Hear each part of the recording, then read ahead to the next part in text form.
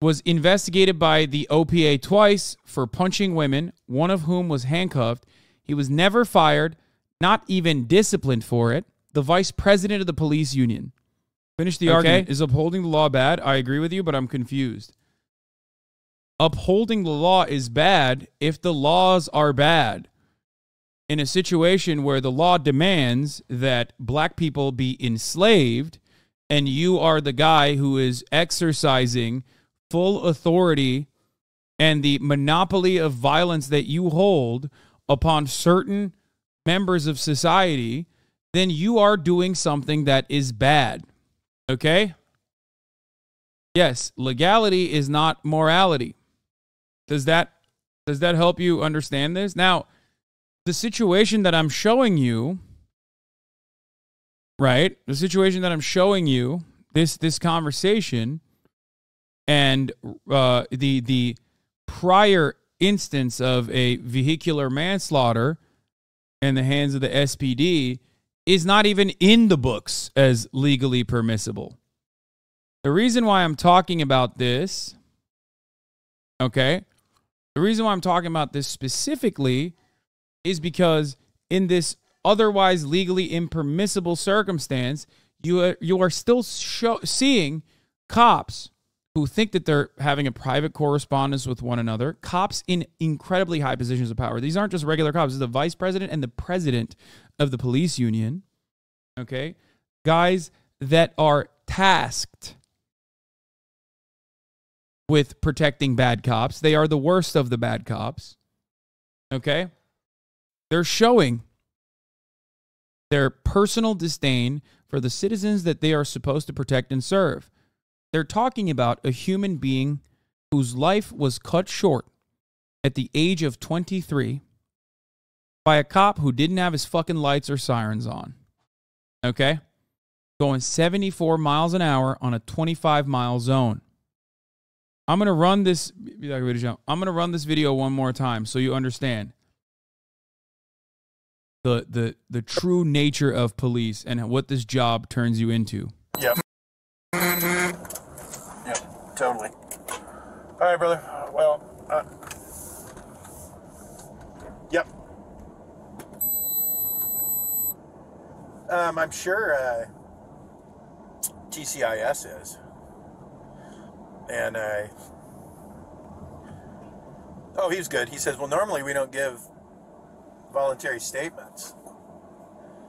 And I said, hey, you're going to have to decide if you wanted to give a statement or not. But it does not seem like there's a criminal investigation going on.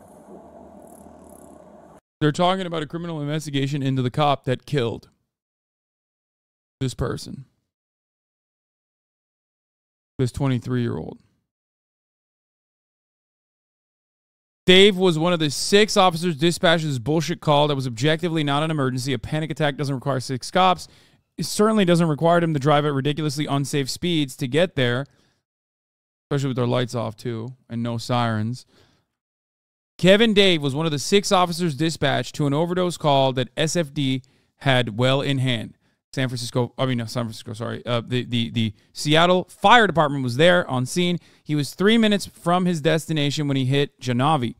He could have driven the speed limit and reached where he was going at half of SPD's Priority 1 response target, which is 6 minutes. The call that he went to 78 miles per hour for a response call was someone on coke having a panic attack. It doesn't even end there. I'm going to show you some way worse shit that the media is not talking about so far on this issue, for the record. But let's watch the full video so you guys get a better understanding, once again, of how fucking cruel and demon-like these guys are and how it's so routine for them. Otherwise, there would be other... What's that? Yeah. Otherwise, there might be other people arriving, correct? Yeah, I mean, he's going 50. That's not out of control. That's not reckless for a trained driver. Yeah, lights and sirens. Yeah. It wasn't 50, and as far as I understand, lights and sirens weren't on. But maybe I'm wrong about that. I thought the lights and sirens were off. He was going 74 miles an hour in a 25-mile area. Oh, he means over. He was over 50. It was over 50. Okay. Yeah, well, there's initially, he said she was in a crosswalk. There's a witness that says no, she wasn't. But he had lights on, but no sirens. But that witness could be different because I don't think she was thrown 40 feet either. He's saying that. He's saying that the witness's testimony might not be credible because the witness also said she was thrown 40 feet. I think she went up on the hood, hit the windshield, then when he hit the brakes, flew off the car. But she is dead.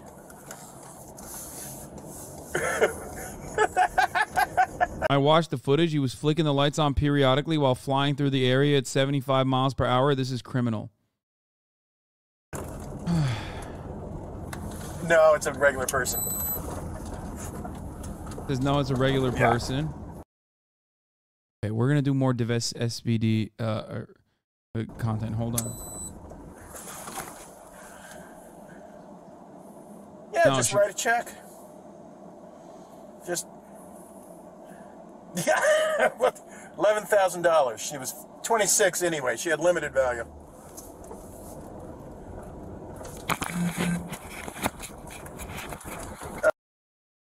So that's the video. The cop's defense of this is saying he's making fun of the lawyers. That's how lawyers speak about the situation.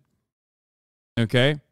That's his take. His take is that he was just like simply making fun of the lawyers. It doesn't matter. The lawyers are representing the fucking police union, dipshit. Like, he's talking about the payouts that they have to make to people that they kill, okay, in an unjustifiable situation. And yes, he was on the phone with the Seattle Fraternal Order of the Police president. Yes, he's the vice president on the phone, on the other side of the phone, which, by the way, I'm pretty sure you can FOIA, if I'm not mistaken, is the president of the union, the police union. So we talked about how Kevin Dave was one of the 6 officers dispatched to the overdose call. Orderer, ultimately, the guy who you heard, who had this disdain, the vice president of the fucking union, the police union, was investigated by the OPA twice for punching women, one of whom was handcuffed. He was never fired, not even disciplined for it. The vice president of the police union. Okay? His predecessor, Michael Renner, was sued twice for beating people with flashlights. Brutality must be a prerequisite for the Seattle Police Fraternal Order of Police VP slot. How is he still employed? He's a cop. He doesn't have to do anything. He can get away with any kind of fucking cruelty. You are like, this kind of inhumane behavior doesn't happen overnight. It's born, it's bred, it's developed. I saw this as well. Not sure if this is real or not, but the SPD cop who laughed and joked about the young girl who was killed has been the subject of 18 OPA investigations since 2014, costing the city over $2 million in lawsuits. Daniel Order has been the subject of 18 OPA investigations. In 2010, Order and several other officers illegally stopped, harassed, and roughly arrested 2 Mexican immigrants. Order and a dozen other officers beat a mentally ill man to the point of permanent brain damage. In 2014, an arrestee accused Order of sexually harassing her in a holding cell. In 2016, Order was the subject of 2 separate OPA investigations for using force on women. One while she was handcuffed. Order was suspended for 4 days after conducting an illegal off-duty arrest. And in 2017, Order punched and choked a homeless man inside the ER at Harborview Hospital. This man is not just like a regular old cop either. He is literally fucking the vice president of the union. It was 18 in 2020 when he made a baseball card about him. When we made a baseball card about him, from which the text of this thread is copy-pasted verbatim, he's had at least one more since then. He went on a rant about Antifa in the narrative of an unrelated police report. 18 by 2020. He noted that he spent the first half of his shift managing the weekly DSA, Antifa, and various other groups that the city is allowed to grow and flourish by not using the authority of government to keep order and marginalize political violence. In his OPA interview, Otterer conceded that the civilian's DUI arrest was unrelated to the political encounter. Still, he argued that it was justified because defense attorneys often ask him about his day leading up to an arrest during the probable cause hearings. He also claimed that his supervisor told him to include details about the city's prior failings. The supervisor denied this and claimed he only instructed his subordinates to include relevant and significant information necessary to support criminal charges and aid their recollection in preparation for court. The "she was 26, little value," the guy who said that and the police department who, promoted this guy, that very same police department also in the past week, we found out that, or not in the past week, in July, Devest SPD found out that cops were paid like CEOs and are slow-rolling priority one calls. SPOG members are staging sick-outs, the blue flu. SPD drug-tested Janavi Kandula, but not the cop who ran her over. As in, after she was executed in a situation where there was vehicular manslaughter, where a cop was going 74 miles in a 25-mile zone to go to a possible overdose call that turned out to be just someone on cocaine who was having a panic attack, where the Seattle Fire Department was already on site. Okay?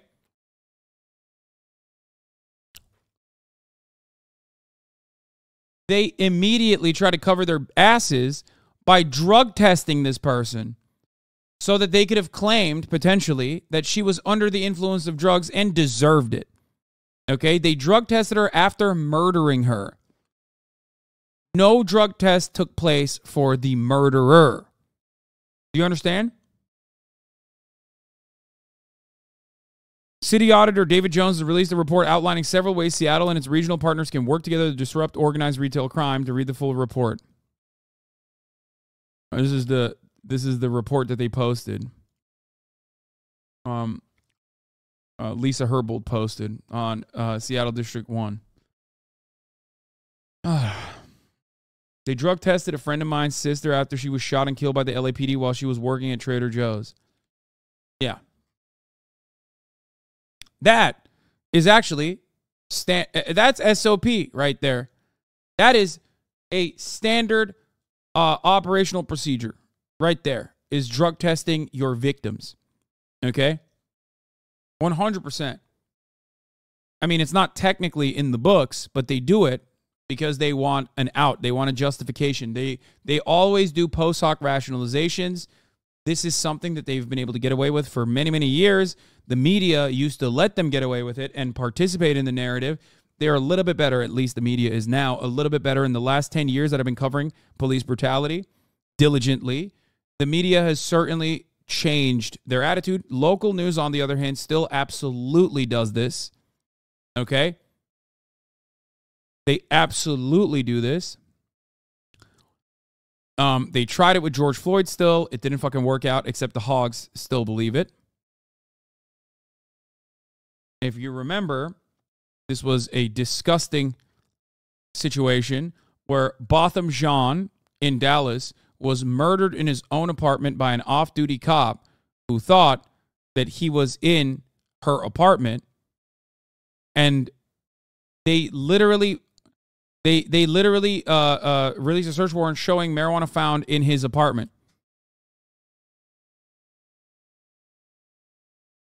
Dallas police officer Amber Geiger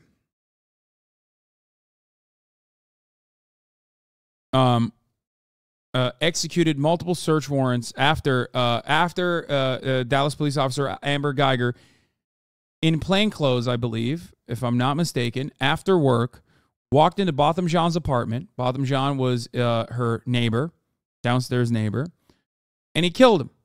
Or she killed him, sorry. And then, in an effort to I guess, do the classic thing that they were so used to doing, okay? And by the way, this wasn't in 2018. I think this was before 2018. This came out in 2018. What year did this happen? Was it 2018? I remember covering this story extensively. It could have been 2018. She went into his apartment and fucking killed him. And then they executed a search warrant to see if he had, and found marijuana in the apartment. They wanted to use that as a justification. How fucking nuts. No, she didn't get off the hook. The search warrant executed in John's apartment at the Southside Flats specifically sought fired cartridge casings, fire projectiles, firearms, ballistic vests, keys, evidence of blood, video surveillance systems, and contraband such as narcotics and other used items in criminal offenses. Okay? The document does not say where any of the items were located in the apartment or who the items belong to. Danny Westneat, cops are operating like protection racket and displaying naked contempt for human life. We desperately need more of them so they can retrieve my lawyer friend's laptop in a timely fashion. Seattle desperately needs more cops. It is police's own union that has emerged as his biggest political impediment, bigger than the dysfunctional city council, writes columnist Danny Westneat. This is some really galaxy-brained Danny Westneat shit, trying to distinguish between the police union bad and the police good. Who do you think elected those guys in the video you and everyone else is mad about? I love neoliberals being like, we should abolish the unions because I hate unions because they protect bad cops. Okay? But I still want cops to be bad. Make no mistake. Like, neoliberalism will never come to the police. Okay? Let's be real. They want to make sure that these guys are getting their compensation and their benefits. Okay? They want to make sure that they can keep being brutal. That is the name of the game. That is their output. That is what they're supposed to be doing. Which is why it is one of the strongest unions in the country, even though it's not a real union.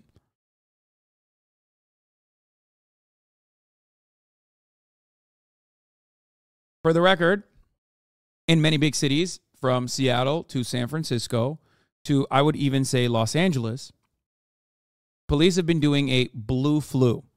A blue flu, for the record, for those of you who don't know, is when cops decide to, not officially, but illegally, because the cops are not allowed to, obviously, have work stoppages. They refuse to work. Now, of course, this does not mean that you don't get fucking tickets or the other revenue generation opportunities, or this doesn't mean that they're not going to harass you. It just simply means that the parts of their job that they are already very fucking bad at, they're even worse at now. Okay? Like when, someone within eyesight of a police officer is like breaking and entering into a home or breaking into cars and stealing shit from cars. There are numerous videos in San Francisco where this happens all the time. This blows the minds of these supposedly libertarian tech bros who cannot comprehend that, like, cops are deliberately not doing their job, even though they are overpaid and never punished, okay? And they lose their fucking minds, and their solution is to suck and fuck the cops harder. And their solution is to, like, yell indiscriminately at, I don't know, some made-up DA problem. Like they have communist DAs or some shit, okay?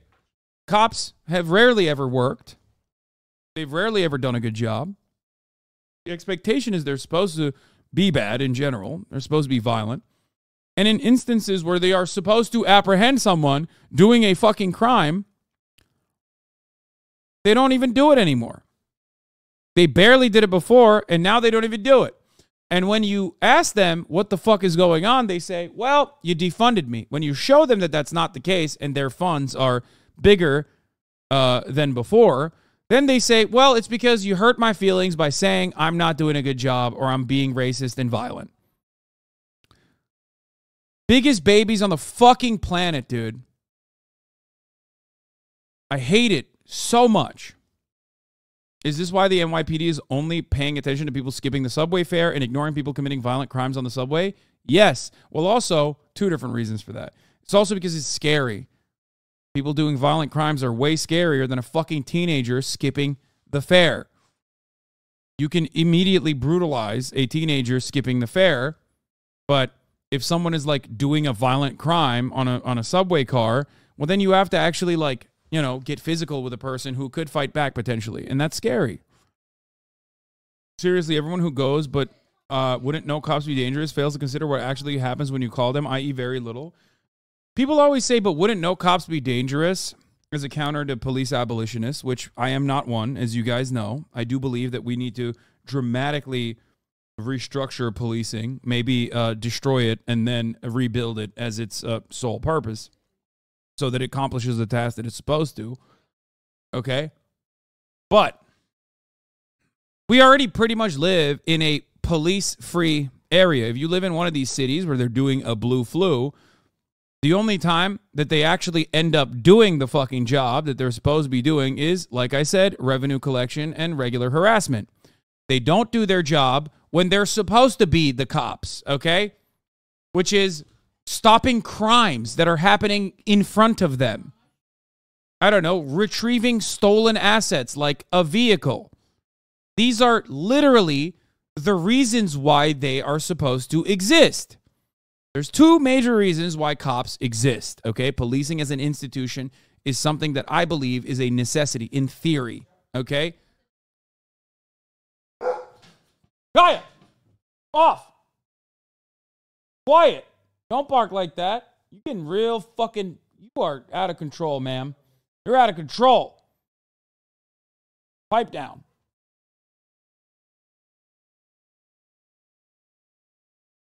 Three reasons, not two. Three reasons why cops are supposed to exist, or some institution like the police is supposed to exist.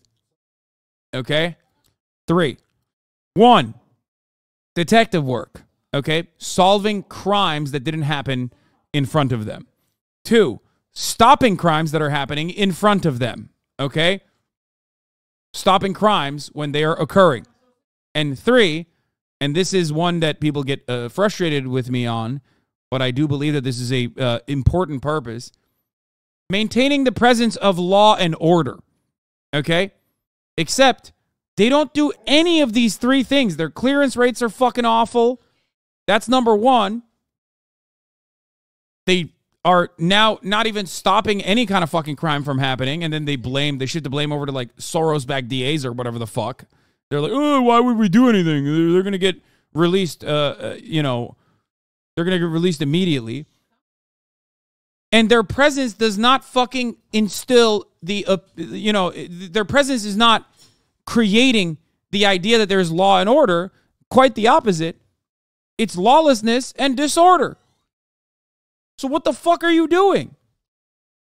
Why am I getting ass fucked by taxes if all of those fucking taxes are going directly into your pockets so that you get premium health insurance, premium benefits, premium compensation to not do anything? I don't give a fuck. I don't think you should have the best cruiser and a suited up and booted up with a fucking Kevlar vest and an AR-15 and numerous other things. And then the one time where you're supposed to stop someone, okay, when they're doing a fucking crime, you're supposed to stop them. You don't even do it. Fix the fucking potholes. Give more money to the fucking schools. Give more money to social services so that you actually can do something about the never-ending, ever-growing homeless population. But we don't do that. We don't spend any of the money on housing initiatives. We don't spend any money on housing first policies. We don't spend any money on like the actual people that we could be training in the right way to solve some of the issues that we face. And we just give it to these guys who fucking sit around with a thumb in their ass playing Pokemon Go. What the fuck? It's so fucking annoying to me. It blows my mind. $8 million a day is the operational budget of the Los Angeles Police Department. It's fucking nuts. They don't do shit. They don't do shit. They got the coolest gear and they don't even use it. When they do use it, they kill UPS drivers being held captive by car thieves. Yeah, that too. Sometimes they make TikToks and play basketball. Yeah, they do a little bit of community outreach. How do you feel about departments that claim to be underfunded, like in Flint, Michigan? It is nutty. Okay? Everywhere in the United States of America, the only public institution that is funded, that has like dollar bills fucking flying out of their pockets in a comical capacity, that they're basically running around like fat cats with a top hat and a monocle, okay? That's the only fucking institution, the public institution, that is like funded way above what is a necessity, okay? That's the police. Fucking ridiculous, dude. Seattle cops are hilarious, dude. There was literally a bullet in my house from a drive-by, and the cop yelled at me to not touch the bullet. Like, please, dude, I just lived through a shooting. Please don't yell at me. Yeah. Like, 1 month after this girl was murdered, SPD took 40 minutes to respond to an active shooting in a music venue because they were fucking around doing blue flu shit. They drove there at 75 miles per hour after fucking around for 35 minutes. Shooter got away, no joke.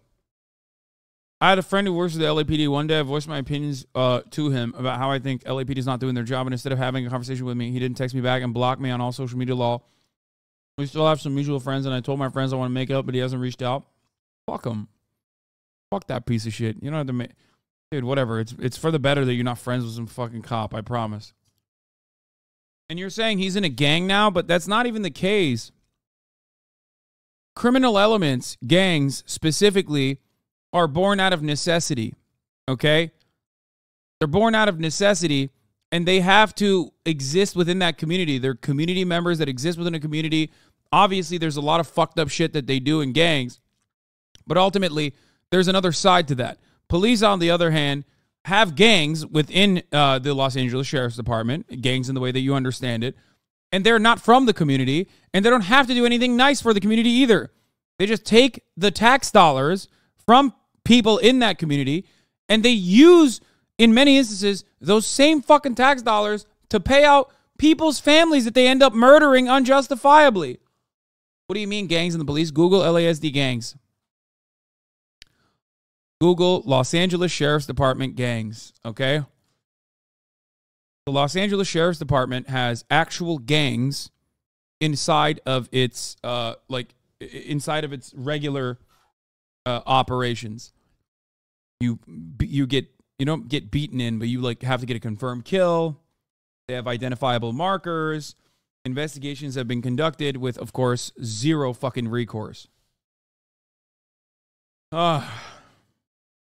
The officer that hit Janavi was previously employed by Tucson PD, but left in 2013 for unknown reasons. His Arizona driver's license was suspended in 2018 for unpaid parking tickets. I used to live next to a halfway house, and SPD sent a tank after a dude who pushed a woman there. Were AR-15s out while I took my dog out? Yeah. Body cams are the best thing that happens to cops. I mean, yeah, but they still fucking shut it off regularly. It's incredibly fucked up. Anyway, just another day, another instance of incredible police brutality in the United States of America. You already know it, you know?